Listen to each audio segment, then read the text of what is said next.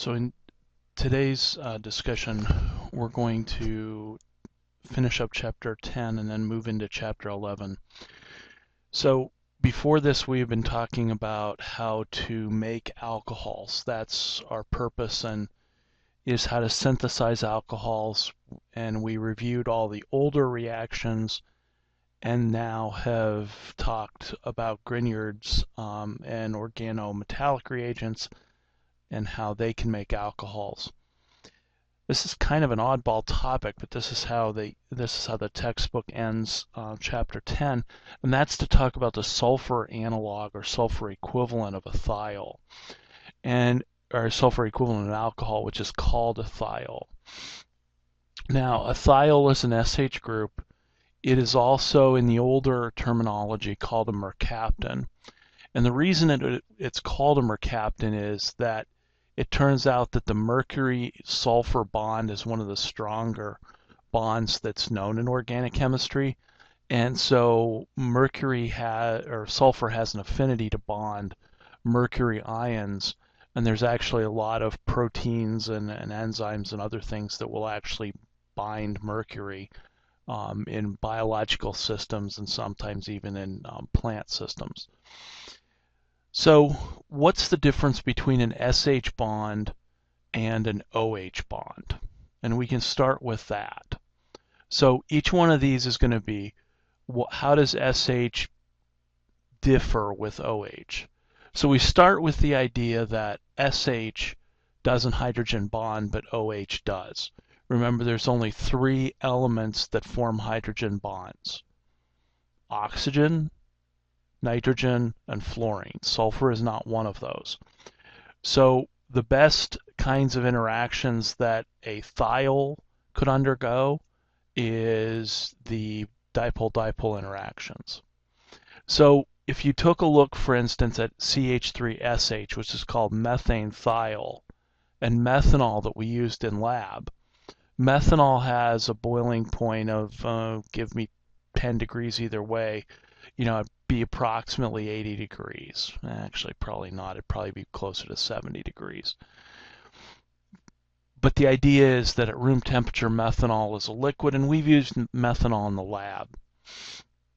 Methane thiol, on the other hand, is a gas at room temperature. And sulfur weighs more than oxygen, so a methane thiol molecule actually has a higher mass than an alcohol. The reason a methane thiol is a gas is it has weaker intermolecular forces than methanol has, because methanol can hydrogen bond, therefore it's a liquid, versus methane thiol, which only has dipole-dipole forces.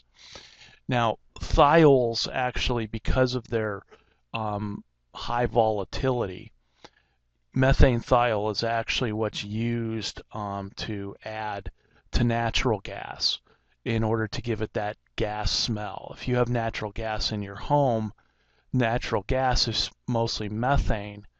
Methane doesn't have a smell, and so in order to know if you have a gas leak or not, the gas company adds a small, sometimes a part per million or even a billion of the methane thiol, and that's what gives it that particular sulfury, skunk-like smell.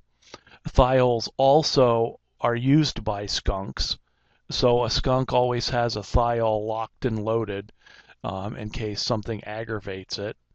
And when it squirts out its stuff, that is the thiol, and it has, the skunky smell, and that smell can just go on for years, or well, not years, but it can go on for distances because it is so volatile. I think today in the news, the methane thiol that they use for natural gas, actually there was a plant in France that had a leak, and now they're smelling it in Paris and England because it's so potent.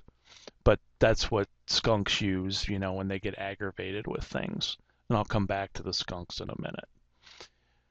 So, thiols, weaker intermolecular forces than alcohols. How about nucleophilicity? Well, on our periodic table, we've got carbon, nitrogen, oxygen, fluorine. Sulfur is underneath oxygen, which means that sulfur is a bigger atom, And remember that polarizability is what plays a role in vertical relationships, and so polarizability makes sulfur more nucleophilic than the OH group. And so therefore a thiol is a better nucleophile than an alcohol is. Also looking at the periodic table, we know that if you go down the periodic table, acidity increases, so SH is more acidic than OH. So while it appears to be just a simple substitution of sulfur for oxygen, sulfur compounds have much different properties, physical properties, than thiols.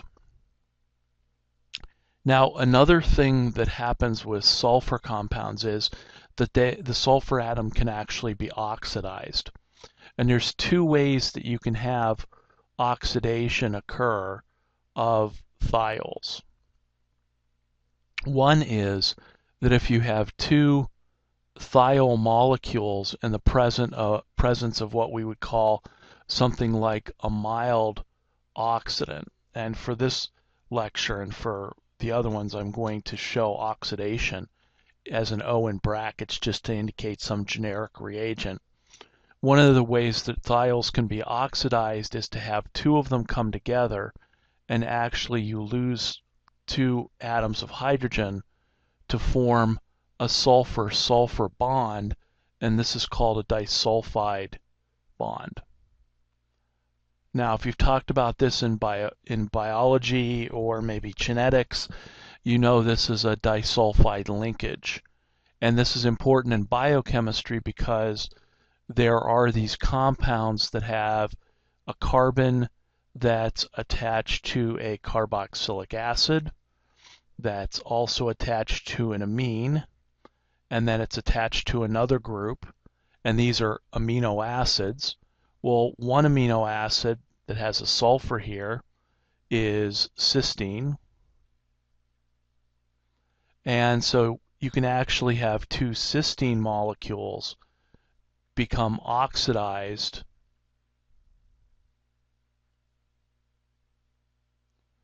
and they form then this disulfide linkage.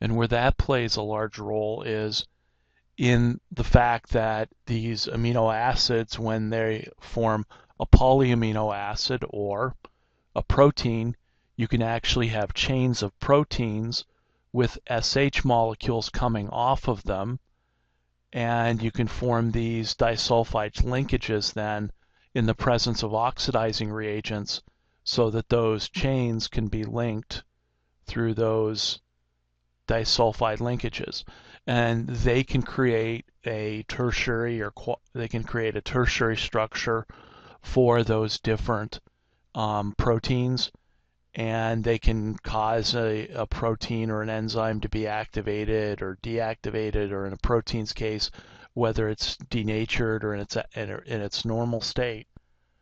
So this is actually an oxidation and reduction scheme, because if you oxidize the thiols to make a disulfide bond, then what you would have to do is to do reduction, and the hydrogen in brackets is how we generically talk about reduction. You can reduce a disulfide linkage into the two thiols. Now, where this becomes a practical purpose is that there are actually SH bonds on the surface of your hair, strands of hair. And so if you have like straight hair, you break all the disulfide linkages so that the hair just kind of is straight. But if you if you curl it up and then you add an oxidizing reagent, you can have the linkages form, and that's how you can basically get a permanent for your hair, etc.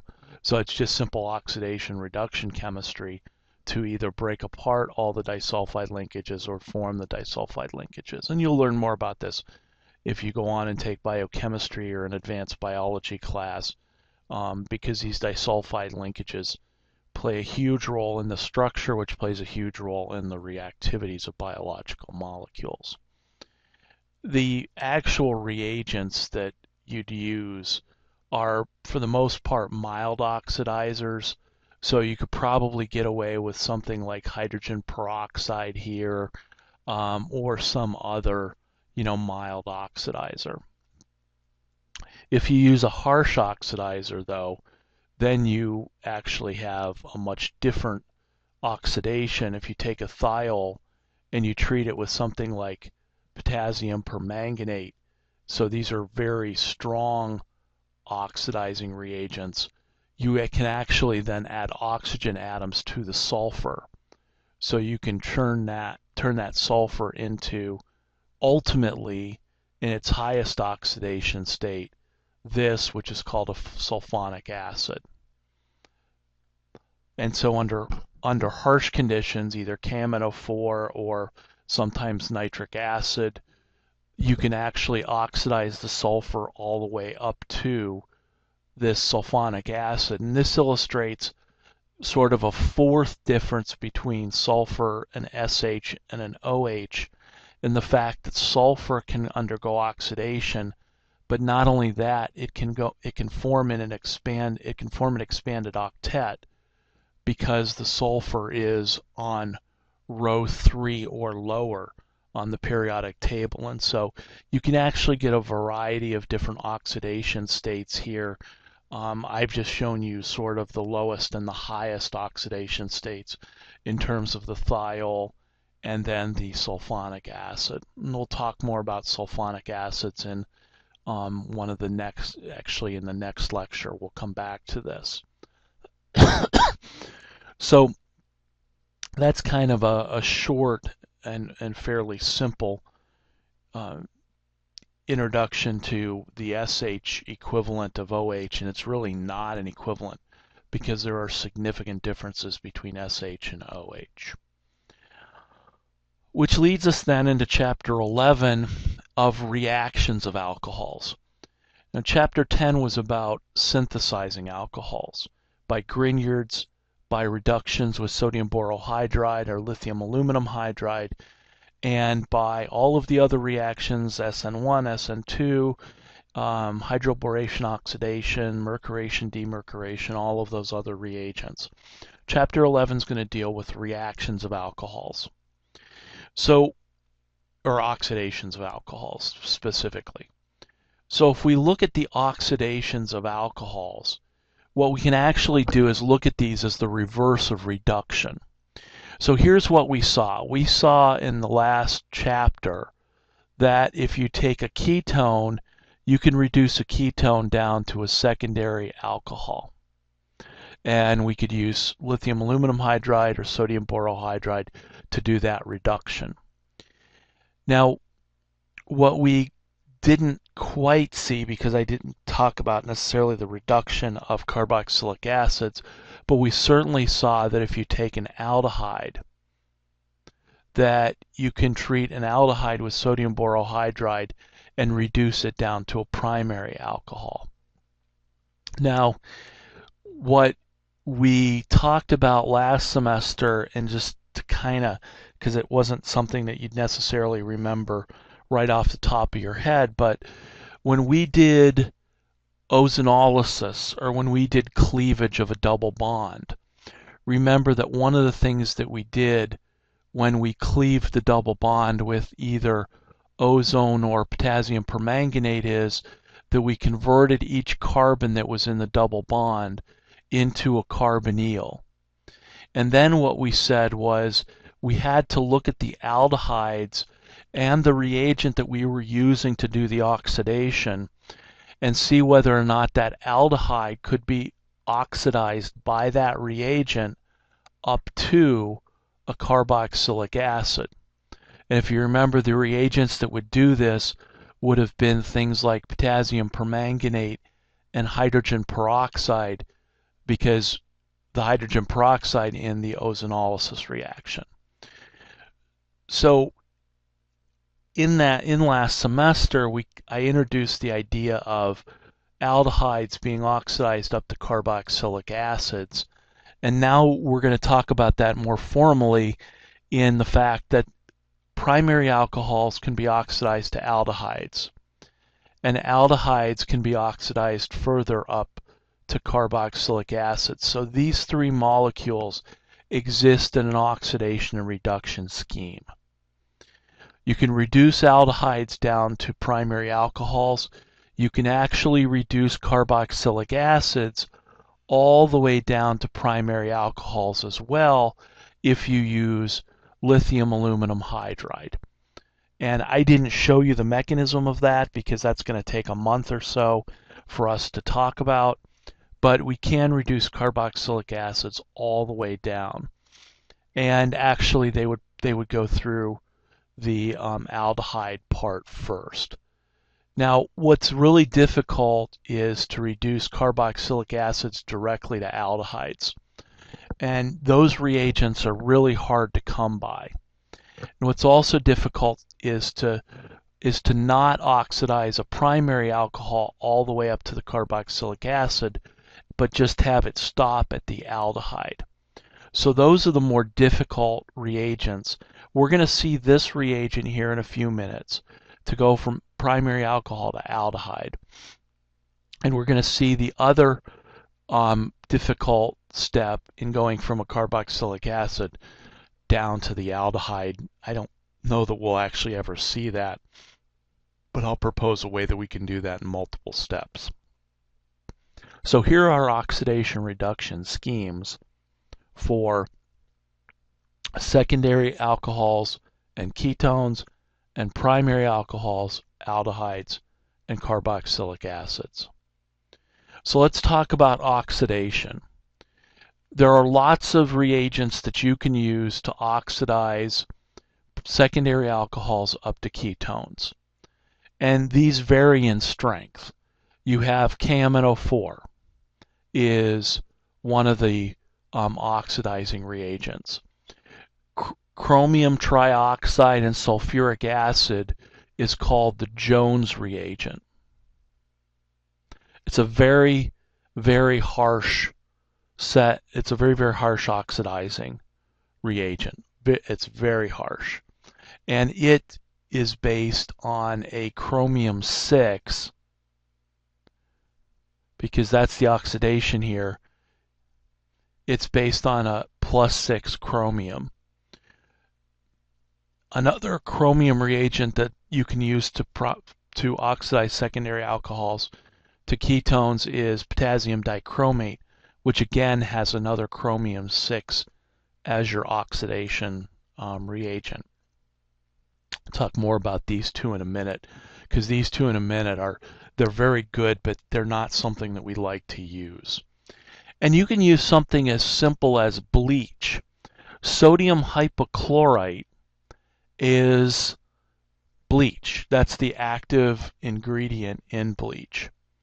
And we can actually oxidize secondary alcohols to ketones if we use a combination of sodium hypochlorite and an acid.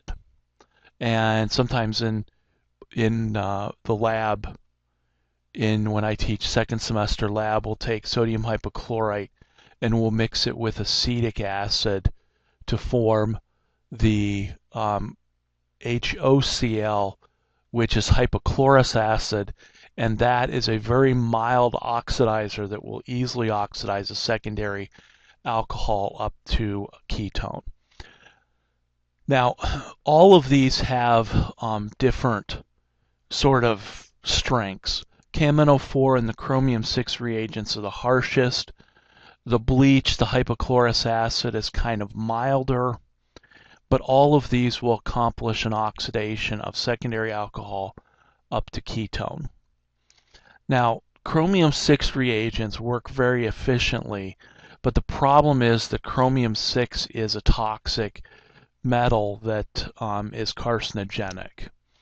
If you've ever seen the movie, and this movie is probably pretty outdated at this point, but the movie Erin Brockovich was mostly about lawyers, but it also had the cancer-causing chemical that was in that movie was the chromium-6 that had gotten into the underground aquifer that people were drinking from their wells.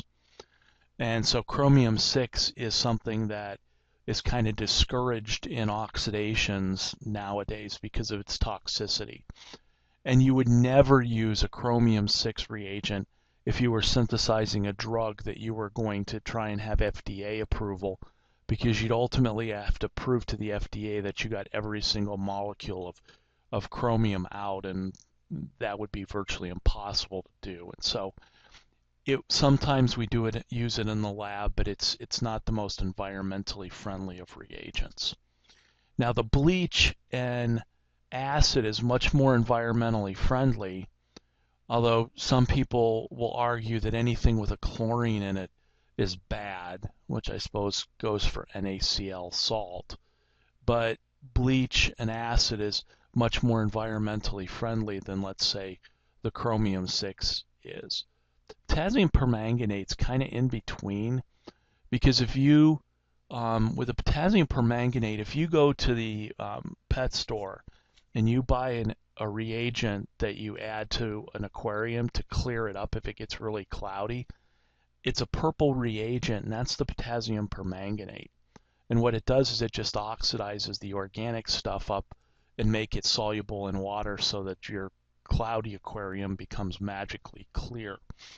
So it's kind of in between. But all of these reagents would oxidize a secondary alcohol to a ketone. Now, what becomes difficult is, because the primary alcohol gets oxidized to the aldehyde, and then the aldehyde is actually very susceptible to going to the carboxylic acid, it's very easy to go directly from primary alcohol all the way to carboxylic acid. And the reagents that you would use for that would be things like the KMNO4, the chromium-6 reagents. I'm not sure where bleach stands in this, but I'm pretty sure that if you had hypochlorous acid, it would probably oxidize the aldehyde up to the carboxylic acid. If you have an aldehyde, actually over long periods of time, aldehydes will react with simply oxygen gas and oxidize up to a carboxylic acid. So it's really difficult to go from a primary alcohol and stop at the aldehyde.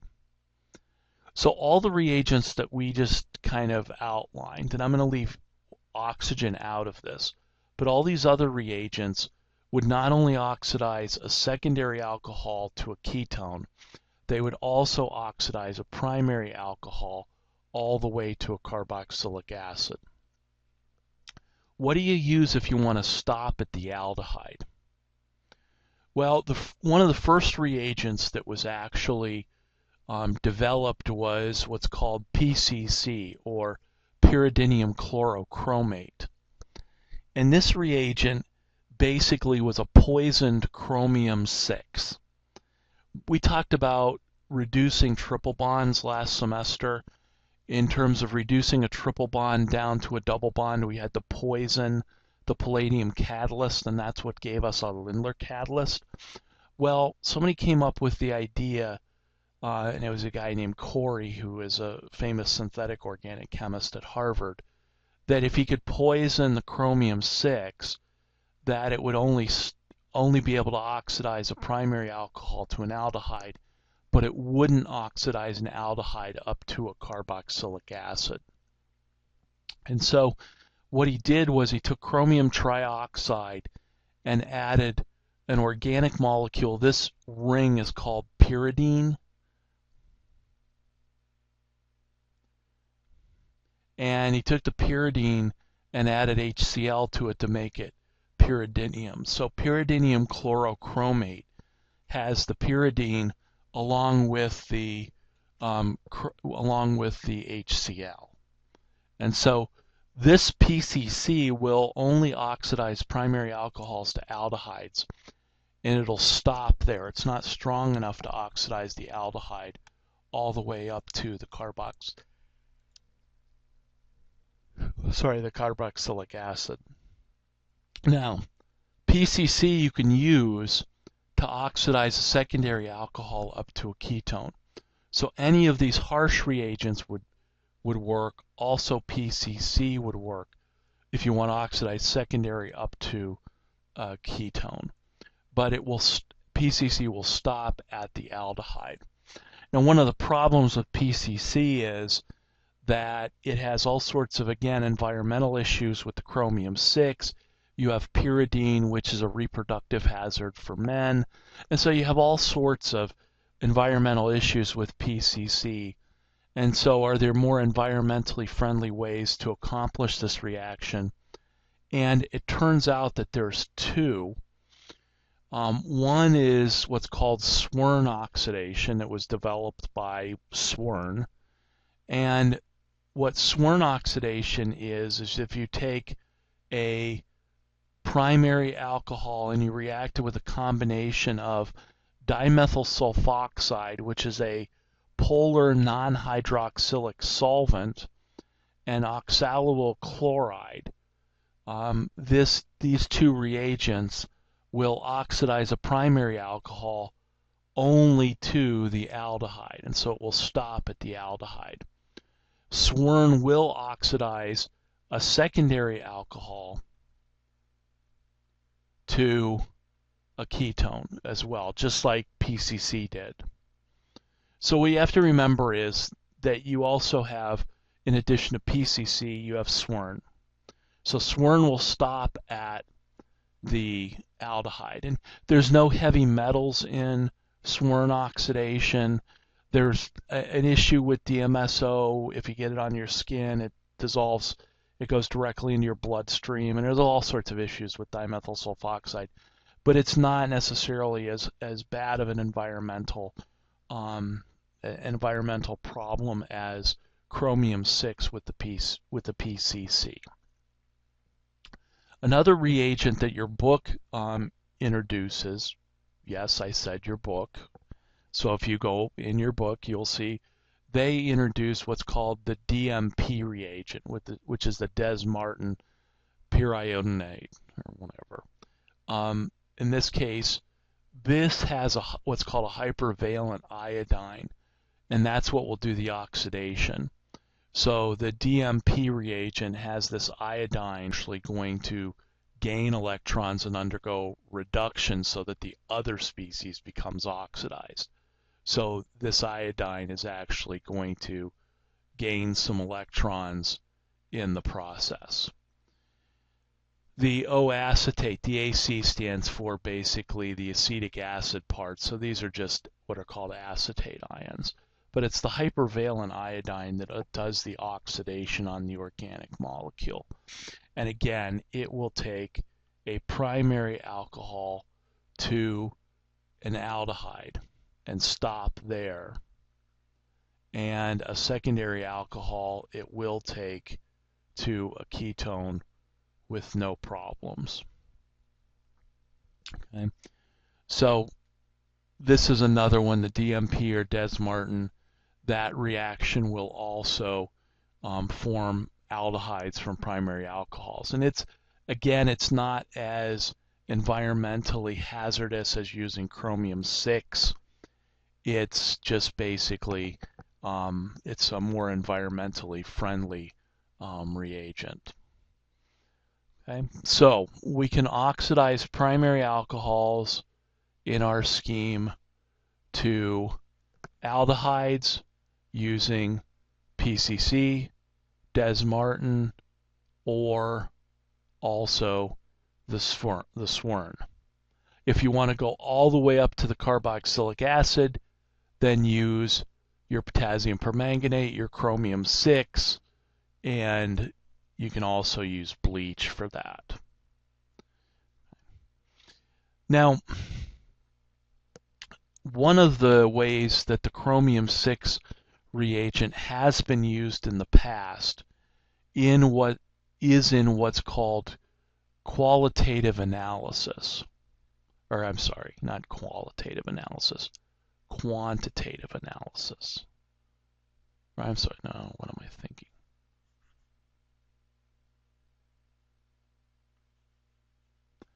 The way that the chromium-6 has been used for in the past is in the area of qualitative analysis. Now, qualitative analysis is different than quantitative analysis. Quantitative analysis, we're trying to figure out how much of something is there. In qualitative analysis, we're looking at more of a general idea. And in organic chemistry, qualitative analysis was used to identify unknowns or identify the products of reactions.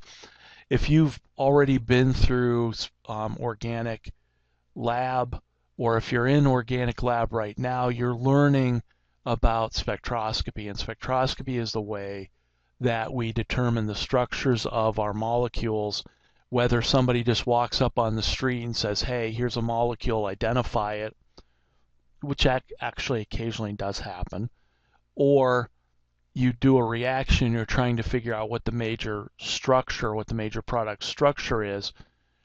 The old-fashioned way before spectroscopy was to use qualitative analysis. And so qualitative analysis was a way that you could basically do a color test and identify a functional group.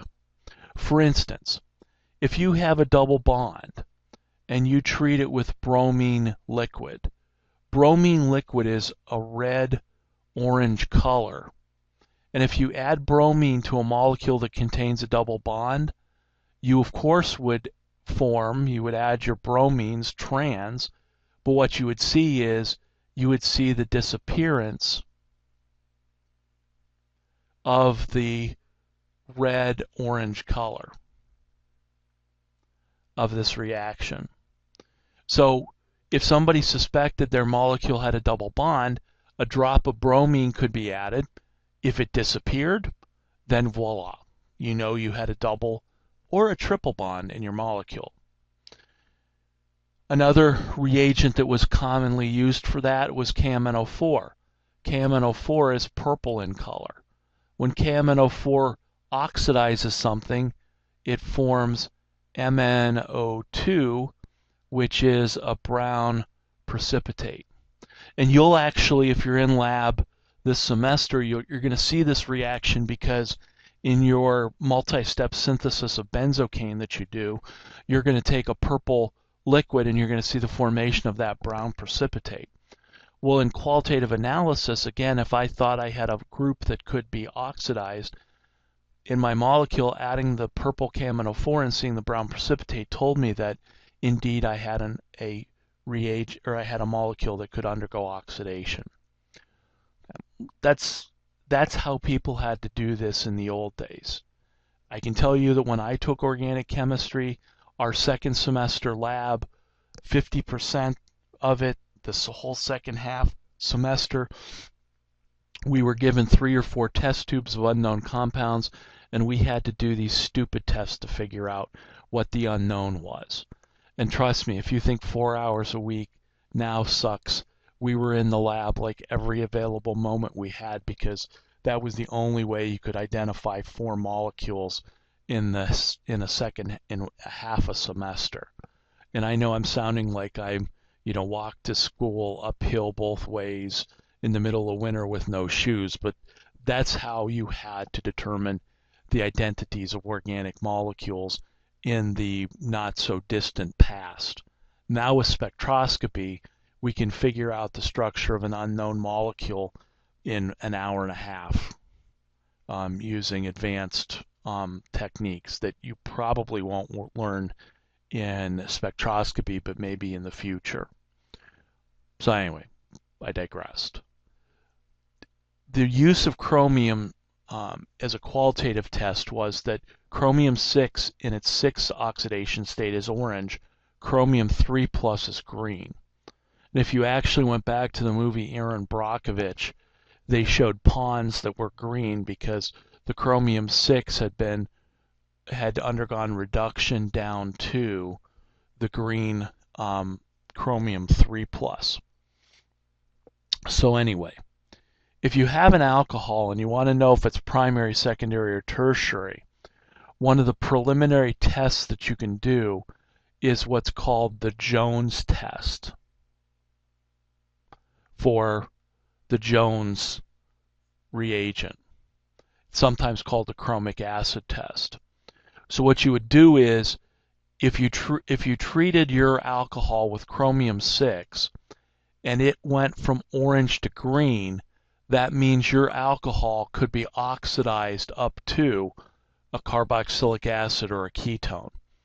So if you added chromium-6 and the orange color disappeared and the solution turned green, then you know you either had a primary alcohol or a secondary alcohol, simply because you knew that your alcohol was oxidized. We haven't talked about tertiary alcohols in this oxidation because a tertiary alcohol already has 4 things attached to the carbon. There's no way to form a carbon-oxygen double bond unless I break one of these bonds, which I'm not going to do. And so therefore, what you have is you have tertiary alcohols not undergoing oxidation. So if the solution stayed orange in color, then you know you had a tertiary alcohol. Now you might say, well, how would you differentiate then between a primary and a secondary alcohol? We'll get to that in a couple of days, because there's another test called the Lucas test that actually, when you combine it with the Jones test, provides a very easy way to classify alcohols as primary, secondary, and tertiary. So there are these color tests, and they're still occasionally used, but for the most part, they've really been supplanted by spectroscopy. Okay, last topic, and that's biological oxidation of alcohols. In our biological systems, we don't have too much chromium-6 floating around. Hopefully we have 0 chromium-6. We don't have any heavy metals. We don't have any bleach. So biological oxidizing reagents are what cause organic molecules in our bodies and in biological systems to be oxidized. For instance, if you have ethanol in your system, then ethanol can be oxidized using a molecule called NAD+. And that will form initially a molecule acetanilide, the aldehyde, and that NAD plus will now become NADH. In biology and in biochemistry, they love to draw these. They'd have something like, here's your ethanol molecule, and then here's your NAD plus going to NADH, and then over here you would have your aldehyde form. There'd probably be another one of these circular arrows. But NAD plus is our oxidizing reagent, and it's reduced to NADH. So remember that in oxidation reduction chemistry, if one molecule undergoes oxidation, that means that the other molecule undergoes reduction. And if we go back to our idea of what is oxidation reduction in organic chemistry, we have, in this case, lost 2 hydrogens to form the acetanilide, and the NAD plus, if you look at this, the NAD plus has actually gained a hydrogen in that reaction. And so oxidation, lose hydrogen; reduction, gain hydrogen. So that's one sort of biological oxidation reaction you can have. And what can then happen is your acetanilide can be further oxidized by the NAD plus and maybe a molecule of some dehydrogenase, and that will eventually make acetic acid. So your ethanol will eventually be converted to acetic acid in a normal oxidation. Well, ethanol, if you have a little bit of ethanol in you, that's okay. Methanol, on the other hand, is poisonous. And methanol is not only poisonous to humans, because every so often somebody drinks methanol, and best case scenario is they go blind. Worst case scenario is they die. But it turns out that methanol is oxidized by the same sort of pathway, and methanol then becomes formaldehyde, which can then become formic acid, and those are toxic within biological systems. And so methanol is what alcohol is poisonous, and you have to keep methanol away from, people and kids and pets and all of that. The book, again, your textbook reference, talks about the toxicity of this molecule, which is called ethylene glycol. And ethylene glycol is the major component in non-environmentally friendly antifreeze.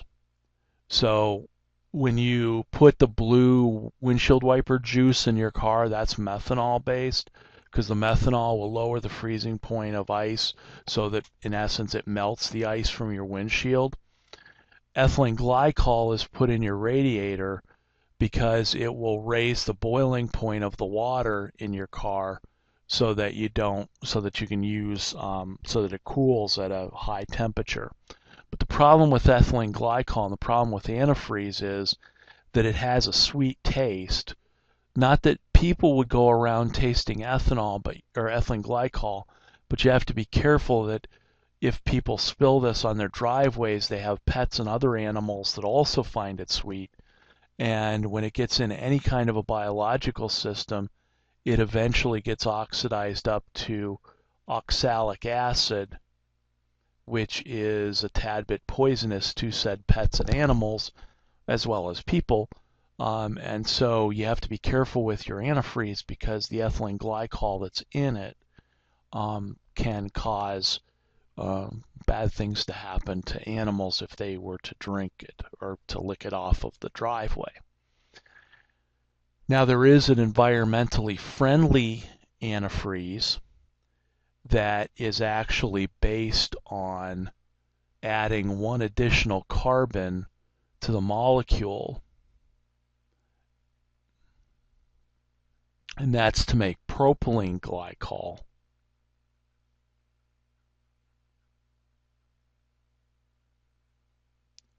And actually it's 1,3-propylene glycol. And so this is an environmentally friendly antifreeze, at least from the standpoint of it's not as poisonous as the ethylene glycol is.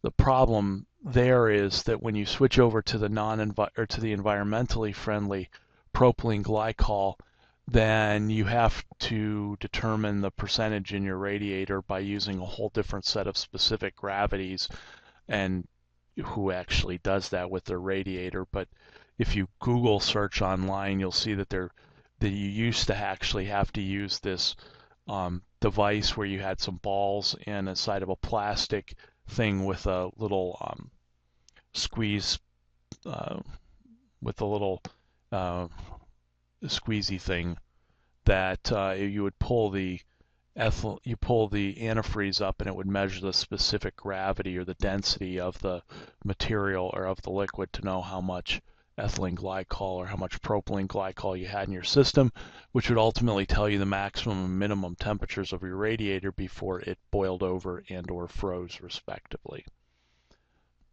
So you do have oxidations that occur in biological systems, but to be honest, where you see those most in biochemistry is just these simple abbreviations. But remember, they do fit our general rule of gaining gaining hydrogens and gaining oxygens, which is how we define organic oxidation reduction. And ultimately, if you really got into the details, it also does involve the transfer of electrons, which is how we determined oxidation and reduction in general chemistry. Okay, so that's it for this lecture. So there will be an online quiz that will be available, and then bring your questions and we'll do some problems in lecture.